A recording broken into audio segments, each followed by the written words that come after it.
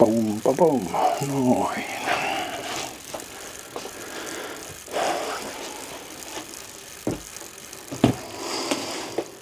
Kas tervehdys.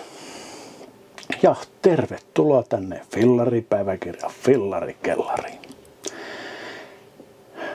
Nyt olisikin sitten tämmöisen videon paikka. Unboxataan mun uusi pyörä. Joo, ajattelin tehdä nyt vähän tämmönen perinteisempi unboxing video. Kaikenlaista unboxing videoa on sitä tullut tässä vuosien mittaan tehtyä. Mutta kaikista pyöristä mä oon semmoisen tehnyt. Mikäköhän se edes on nimeltään? Neuroni kai se on manuaalivaihteinen, se vihreä. Niin siitä tein ensimmäisen unboxing video ja sen mä tein tossa mun alakerrastossa Man Caveissa. Ja kyllä huomaa, että se on vanha. Mutta toi pyörä on vieläkin käytössä. Itse asiassa se on mun tyttärellä. Nytten se ajelee sillä mielistään ja sen kanssahan se on noita backpackin reissuja myöskin mun kanssa tehnyt. Mut viimeisin, minkä mä tein, niin mä tein sen tosta Spectral Onista. Ja sen mä tein tossa karkkilalaisella verstaalla, Hot Rod verstaalla, Arin pajalla. Siitä kyllä tuli hienoja sävyllä karkkilalaista musiikkia sinne taustalle. Ja sitä edellinen unboxing video se taisi olla, niin se taisi olla toi mun uusi Dude. Niin, se oli kans ihan mielenkiintoinen. Tytär lähti siihen vähän kaveriksi, koska itse olisi ollut vähän liemessä, koska tuonne keskelle mettää työnnettiin sitten se Duden laatikko ja siellä sitten aloin sitä pyörää kasaamaan. Mutta siitä tulikin aika makea video kanssa. Sitten tuosta Neurononista tuli tehty aika makea unboxing video sitten tonne. Se tehtiin tuossa Höpporsin ruukilla. Vähän Terminaattori ja Cyberpunk-henkinen rykäsy ja Grailista tein sen unboxing videon, niin se oli vähän semmonen dandy jatsi meininki. Et saatiin se unboxattua Karkkilasta, niin Tomi Walrus oli siinä mukana vähän jeesimässä sen kanssa, mutta niin. Nyt kehtaa vähän kameroita tuoda tänne Fillarikellarinkin paremmin, kun pistettiin tätä pikkasen uuteen uskoon ja järjestykseen. Sai vähän kaverilta, Mikalta apuja. Mika on tosta karkkilalaiselta Suvirakilta ja hyllyjä laiteltiin. Suunniteltiin yhdessä vähän tätä ja sitten myöskin mun holvia, pyöräkellaria, että sinnekin tuli vähän hyllyä lyötyä lisää. Niin Mika tässä touhus munkaan yhden aamupäivän, niin saatiin nopeasti hyllyt paikkaansa. Iteltä vähän loppuu tommoset koneet tos kohti. Suvirak on karkkilalainen rakennusliike, josta saa rakennuspalveluiden lisäksi suunnitteluapua ja neuvoja. Ja saa sieltä toki tarvittaessa myös rakennuslupapiirustukset. Ja tietenkin he tekevät myös sit vähän pienempiä hommia. Eli tulivat esimerkiksi auttamaan Fillaripäiväkirja Fillarikellari hyllyremontissakin. Siinä on se ensimmäinen. Joten kiitos Suvirak, niin saatiin Fillarikellarin järjestykseen. Mutta siirrytään nyt sitten tämän pariin. Mitä täältä paljastuukaan? No hevimmathan se on toki, jotka Fillaripäiväkirjan kanavia seuraa, niin jo tietää, mitä täältä paljastuu.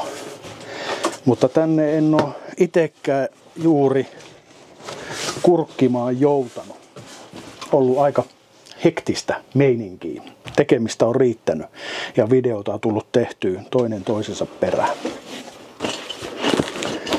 Let's get started. Katsotaan myöhemmin, mitä tää laatikko pitää sisällään. Mutta täältä löytyy myös juomapullot.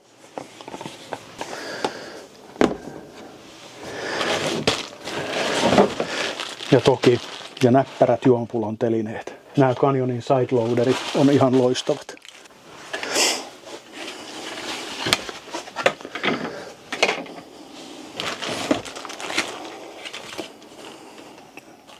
Satula. Satula on hyvä olla. Tämmönen lehtisatulatolppa.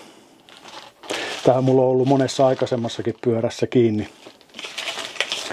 Ja tämä on kyllä osoittautunut tosi hyväksi, koska tämä lehtisatulatolppa mahdollistaa sen, että tämä pikkasen joustaa. Eli tämä katkaisee ne pahimmat tärinät tuolta hiekkateillä ja asfalteilla, huonokuntoisilla asfalttiteillä, kun poljetaan menemään, niin toi katkaisee ne pahimmat tärinät toi. Tekee hyvää alaseljälle.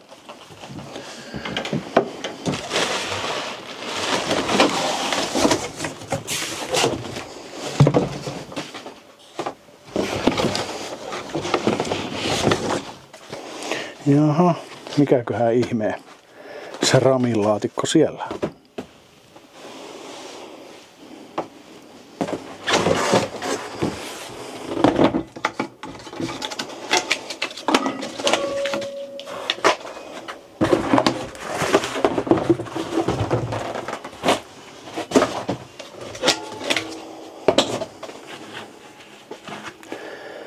Ai ai.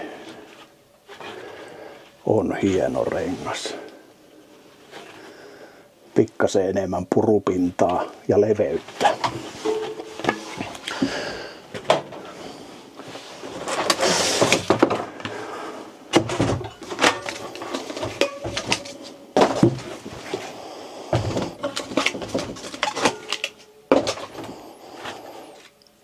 Ja toinen rengas. En tiedä, miksi ne laittaa nämä muovilärpykkimet tänne, koska kaikki ne kumminkin repäsee sieltä pois. Mikä juttu? Onko sekin joku EU-direktiivi, että sinne pitää semmonen laittaa?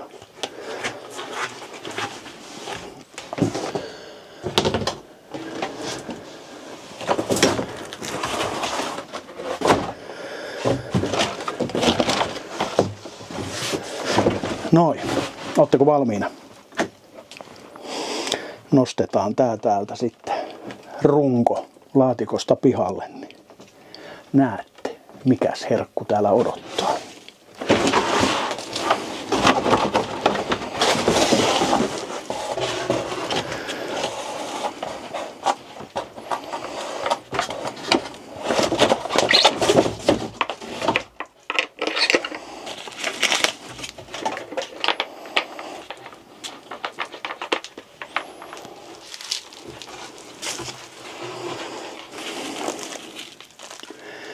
Ehkä se siitä pikkuhiljaa alkaa selkeytymään.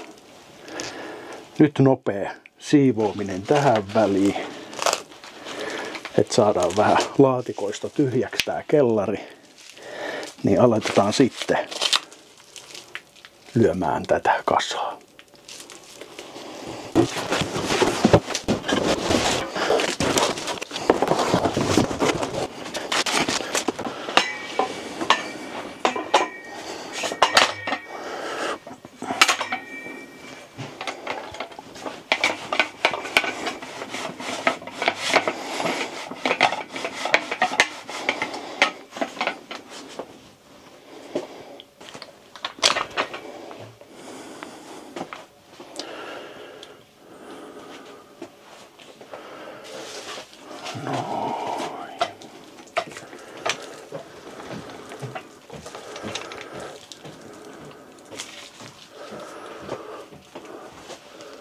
Näkyykö se siitä?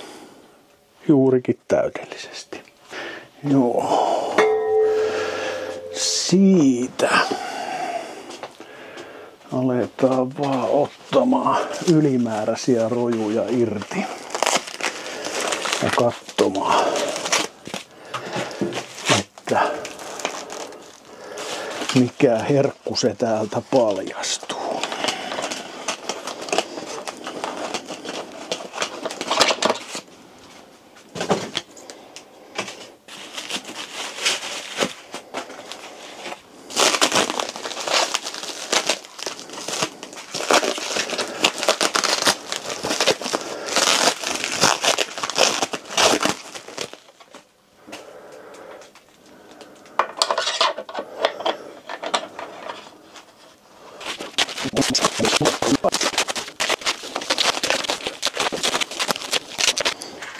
Tuolta seinältä vähän kulmaleikkurin saa yhden nippusiteen pois.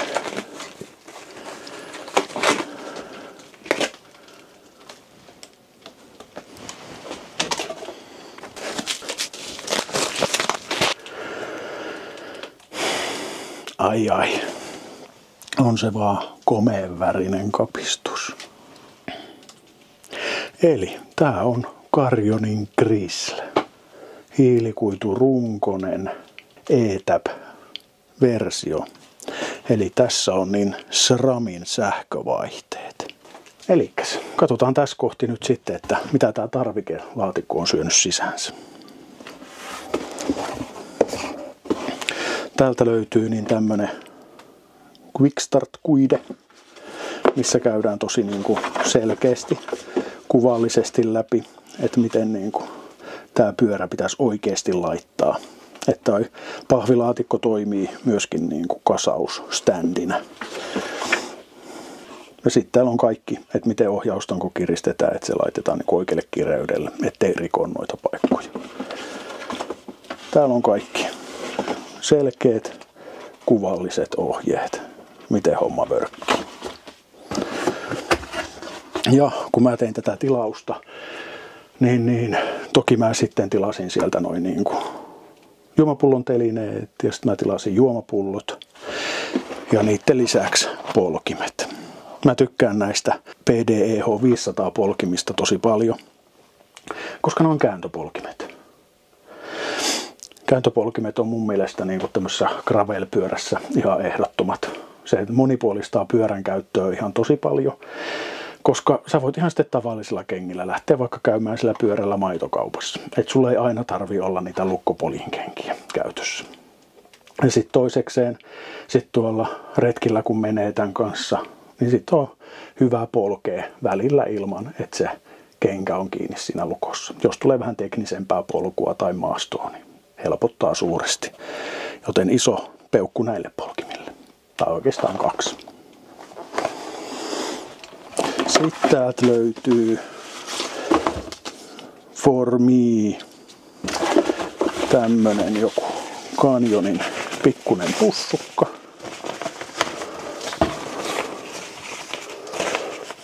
Olkalaukun tynkä, missä voi säilyttää mitä haluaa. Ja sitten täällä on nämä pakolliset kilkkeet, heijastimet ja joku pien manuaalikin tuolla taitaa olla. Ja sitten löytyy tätä Carbon Pastea, mitä sitten laitetaan tuohon ohjaustankoon ja satulatolppaan. Se on tärkeä juttu. Ja työkalu löytyy myös täältä valmiina erilaisilla vaihtokärjillä, että sä saat tämän pyörän kasattua ilman, että sulla tarvii olla niin kuin yhtäkään työkalua itsellä tallessa. Ja nyt tosissaan sitten ohjaustangon kimppuun.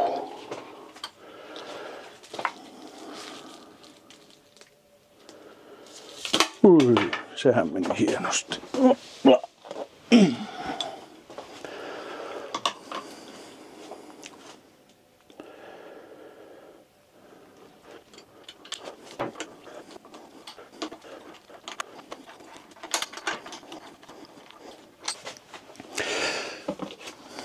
Onks mulla rätti jossain tuolta?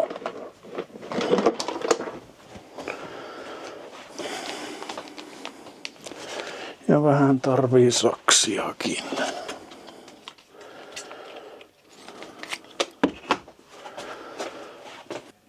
Niin, tässä kohti on helppo laittaa tänne tätä Carbon pastaa pikkasen tänne.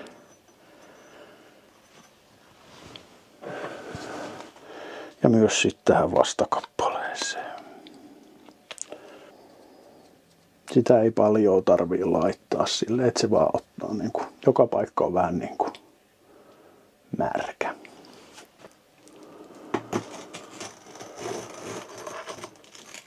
Ja siihen vaan sitten asetellaan ohjaustanko paikkaansa ja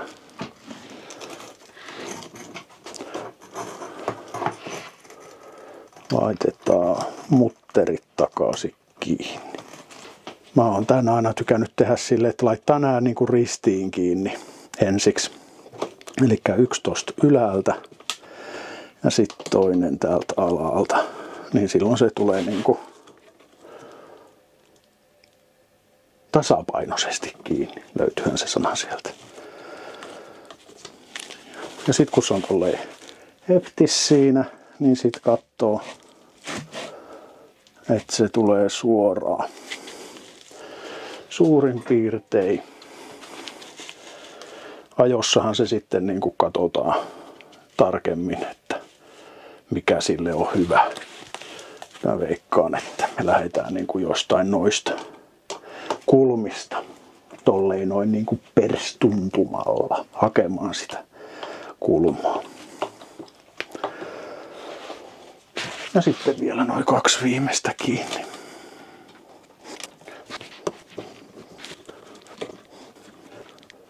Noin. No tässä tosissaan kannattaa katsoa tosi tarkkaan tämä asteikko.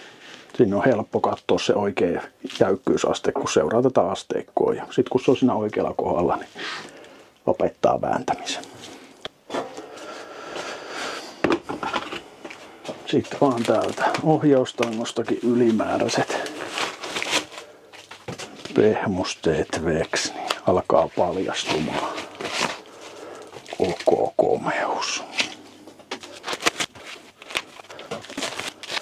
Näin.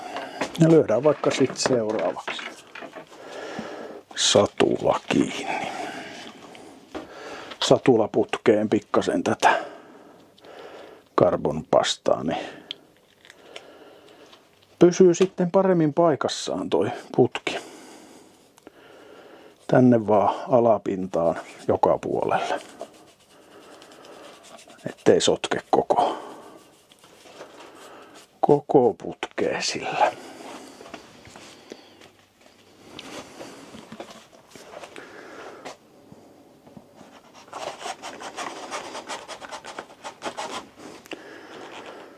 Noin.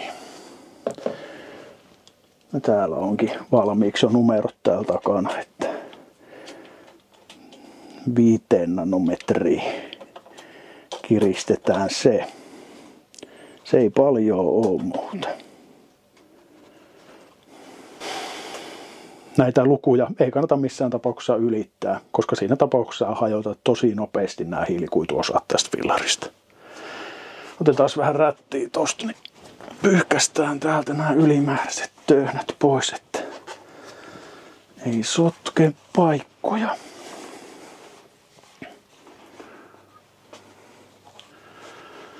Noin. Ja sehän olisi sitten renkaiden vuoro. Ei ihan mahu tota laittaa, niin laitetaan eka eturengas.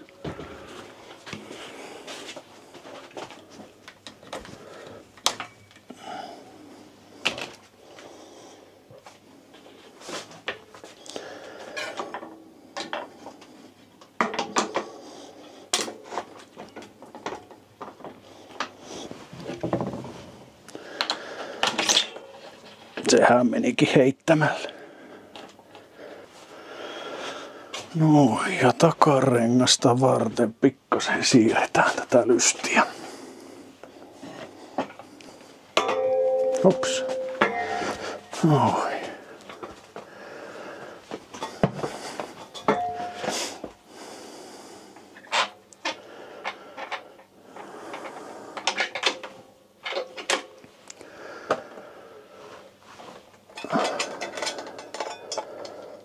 Ketjut paikkaansa ja sitten täältä jarrulevyjen välistä niin tukipalikat pois. Noin. Ai niin, tää hiivatin levy. No, joo. Ehkä mä otan sen. Mä jaksan alkaa tossa työkaluja kaivaa, niin napataan vaan pihdeillä se irti.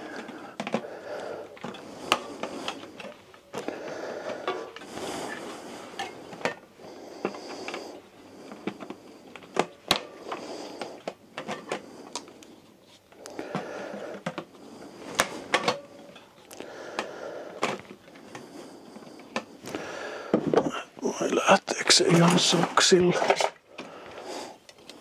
On niin löysää tää muovi kumminkin.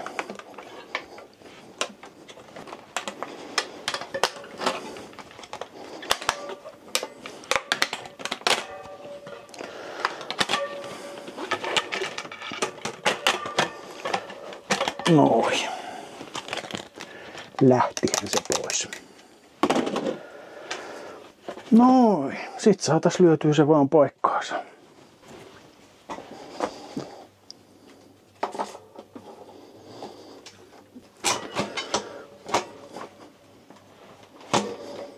Noin. Ja akseli kiinni.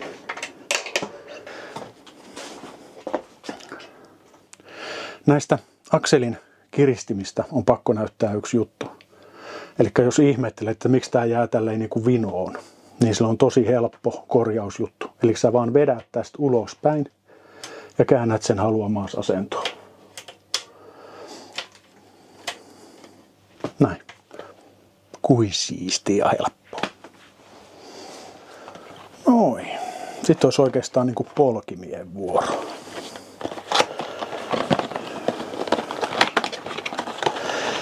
Nää kehuin nämä polkimet tossa maasta taivaaseen, niin nyt tässä välissä sitä ei tarvii alkaa tekemään, mutta katsotaan, että mitä kaikkea tingentangelia täältä löytyy täältä laatikosta.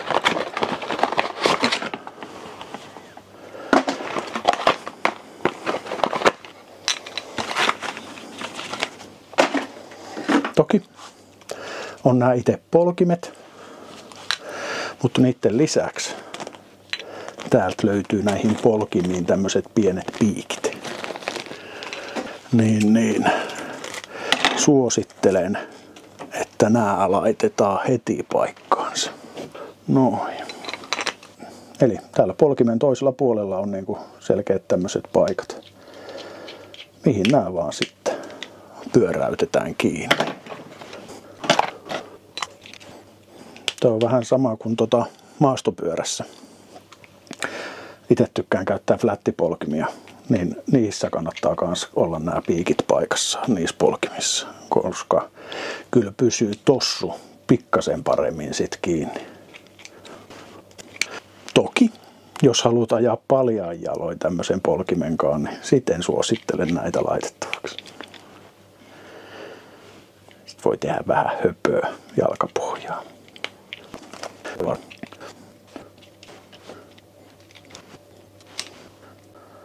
Noin. Siinä olisi polkimet piikitetty. Ja sitten täältä myös löytyy täältä poljin pussista niin nämä tonne lukkopoljin kenkään kiinnitettävät kloksit. Pränikät semmoset. Mut mulla on ihan hyvät tossa vanhoissa kengissä. Ei niilläkään hirveästi ole vielä tullut ajettua, niin mä jätän nämä kilkkeet varastoon. Odottaan sitten semmoista, että ne kuluu tarpeeksi paljon. Niin onpahan sitten aivan pränikät uudet siihen. Noin. Ja sit vaan poljinta kiinni.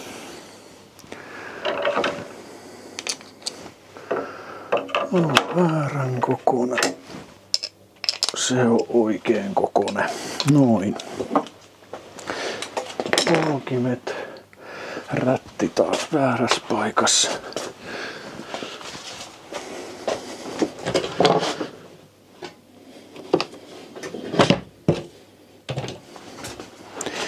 Vai että miksi tässä hommassa tarvii rättiä?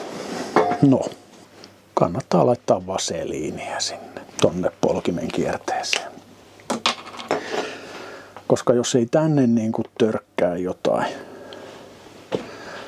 tämmöistä voiteluainetta, niin tää korrosio syö tähän aika lujaa ja se voi äkkiä niin kuin ruostua tavallaan kiinni tonne. Niin. Tää on semmonen hyvä homma tehdä aina.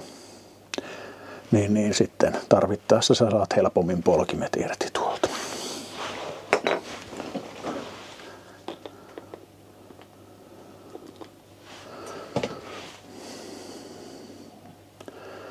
No, siihen menikin vähän reippalaisesti. Sen takia on rätti. Noin. Sitä ei tosissaan tarvii paljon. Ihan tommonen ohut kerros riittää. Polkimet on yleensä merkitty. Mites nämä on merkitty? Right ja left, kyllä. Tuolta löytyi pienellä merkintä. Tuolla on right ja tuolta löytyy 7 lefti. Eli polkimet pitää laittaa juuri niille oikeille puolin. Muuten saa tuhota äkkiä kierteet noista kammista. Sitten vaan poljinta kiinni.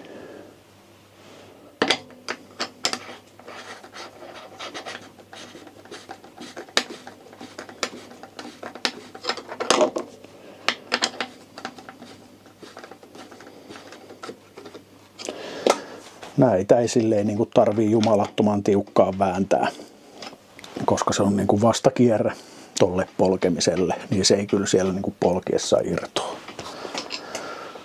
Sitten vielä toinen.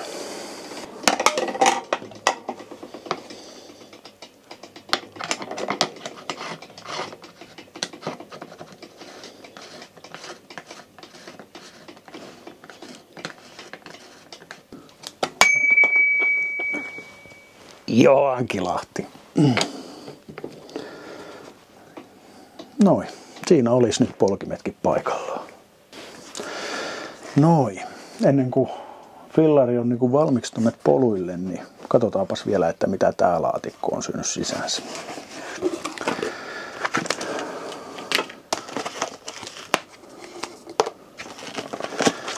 Eli täältähän löytyy laturi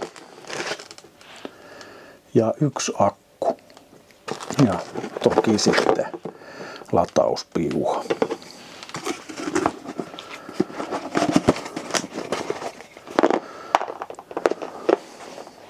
Eli kun on kysymys sähkövaihteisesta pyörästä, niin tästä pienestä akusta nuo vaihteet nyt saa sit virtansa. Itsellä on kyllä ajatus siinä, että kun tällä pyörällä tullaan seikkailulle ihan varmasti lähtemään, niin hommaan varmuuden vuoksi toisen tämmöisen akku. Ei ole mitään käsitystä, että paljon tämmöinen 1 akku riittää. Ilmeisesti kumminkin 100 kilometrejä kestää ja tuhansia vaihtoja. Joten lyödään akku sitten kiinni tuohon vekottimeen. Täällä vaihtajassa on tämmöinen suojamuovi valmiina paikassaan, niin tää lähtee helposti pois. Nostamalla vaan tuosta muovikielekettä, niin toi suojus tipahtaa ihan itseksi jääveksi. Ja tässä akussa itsessään on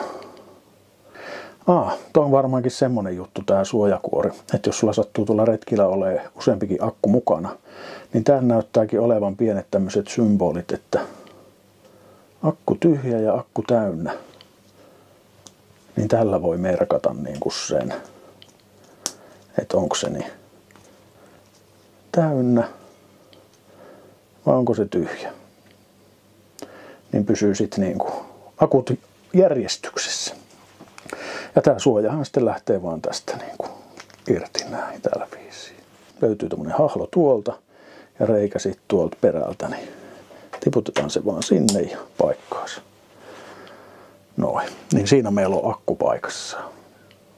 Jaha, lähtisiköhän noi vaihteet tosta sit ihan niin kuin noin vaan vörkkimään. No, se selviää kun testataan.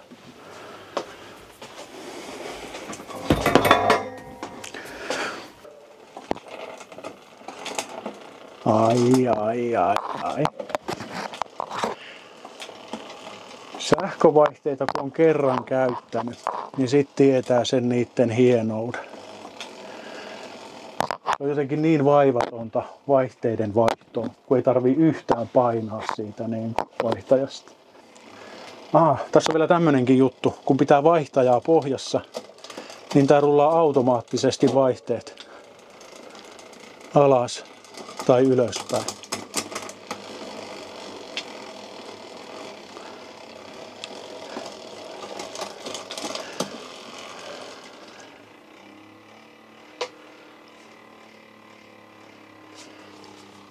Ja niin nätti hurina renkaassa.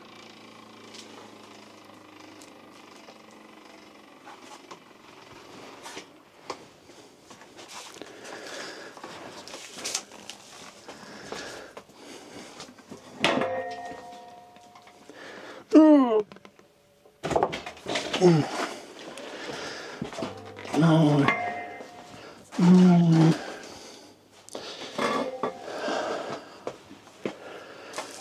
Ja sitten vielä viimeiset muovit pois päältä.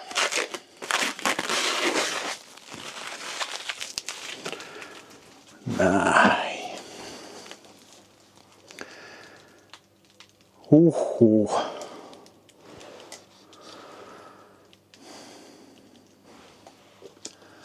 Siinä se nyt olisi. Mun grislini. Seikkailupyörä vailla vertaa. Tämä on aika makea, koska tästä löytyy niin kuin etuhaarukasta kiinnityspisteet. Sitten on täällä ylätangos pari. On juomapulloille 2 täällä niin kuin peruspaikoilla. Ja sitten löytyy myös täältä rungon alta. Ja sitten tässä myös on edessä ja takana niin lokasuojille kiinnitysruuvit. Ei oo, kiitos. Juu, voi olla, ettei tuu. Syötiin aika hyvin siellä.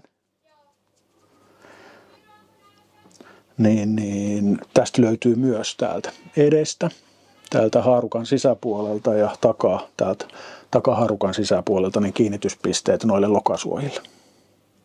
Ai, kyllä tätä on nopeasti pakko lähteä testaamaan, että miten tää tuolla menee.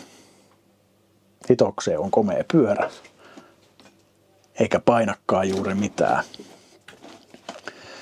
Niin. Ai, kyllä kelpaa. Mä vaan tohon lyön vielä noi juomapullon telineet kiinni ja juomapullot. Niin se alkaa sitten täällä erää olemaan tässä. Tuun todellakin tulevilla retkillä kertomaan lisää tästä pyörästä, jos on tarvis. Mutta ainakin tuutte tulevilla retkillä näkemään tämän. Ja tulevissa kisoissa. Joten tähän rakoon mä kyllä voisin tähän pienen arvonnan tyngän laittaa. Eli mä lähden retkelle Caldoaviin. En niin kuin herra Ponkkala. En lähde sinne maastopyöräreiteille tämän kanssa. Mä lähden maantielle. Kai sekin on vähän väärin ajeltu. Mutta joo. Caldoaviin 200 kilometriä maantietä. Ajateltiin tuossa ton Simo Kurkon kanssa, joka on Caldoavin Ultra Trailin päädirehtööri. Että pistetään niin kuin fillaripäiväkirjan merkeissä pian arvonta pystyyn. Eli lähetkös tonne mun kanssa maantiepyöräretkelle 200 kilometriä polkemaan retkimeiningillä? Vai haluatko lähteä polkujuoksemaan sinne vai sitten sinne maastoon rypeämään maastopyörän kanssa? Mutta mä pistän 2 lippua jakoon semmoselle, joka oikeasti on lähdössä Caldoaviin.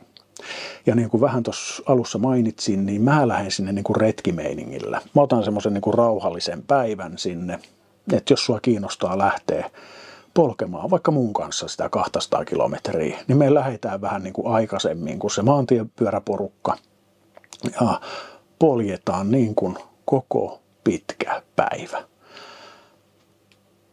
About 22 kilometriä tuntivauhti, en tiedä, mutta niin kuin mennään silleen niin kuin leppostellen ja maisemia ihastellen se retki. Tarkoitus siinä itsekin vähän tehdä sitä videon tynkää samalla. Niin. En ajatellut hirveätä kiirettä pitää. Nyt on tämmönenkin mahdollisuus sitten lähteä tekemään Caldoavin Ultra Trailin maantiepyörälenkkiä. Mutta tosissaan, tämä arvonta on nyt tässä pari viikkoa voimassa tähän päivämäärään asti. Niin. Ota osaa, jos haluat Caldoaviin lähteä vähän sporttailemaan. Mutta muussa tapauksessa nähdään mahdollisesti jossain poluilla ja teillä ja tantereilla. Ja aivan loistavaa kevättä ja kesän odotusta sinne. Kyllä se nyt tulee siellä. Tuskin sieltä enää niin kuin 3. takatalvea jyrähtää päälle. Joten nähdään seuraavien videoiden merkeissä. Ja jos et ole tilaillut fillaripäiväkirjan kanavia, niin harkitsepas sen tekemistä. Ja varsinkin YouTube, että jos kiinnostaa niin kuin tämmöinen pyöräaiheinen, bikepack-aiheinen, backcraft-aiheinen, retkiaiheinen kanava, niin harkitse kanavan tilaamista. Ja sitten kun kellonkuvasta klikkaat, niin saat aina infon, kun uutta video-eetteriin turskahtaa. Ai. Nähdään seuraavalla videolla. Se on moro. Where we go to the town, we do the Canterville bar. We go to the town, do the Canterville bar. Losing our blues, just won't stop. Can you hear that beat? They do the Canterville bar. Can you hear that beat? They do the Canterville bar. Well, we're losing our blues, the bop won't stop. Slipping and sliding across the bar road. Come with me, baby, do like I do. Everybody do it, they do the Canterville bar.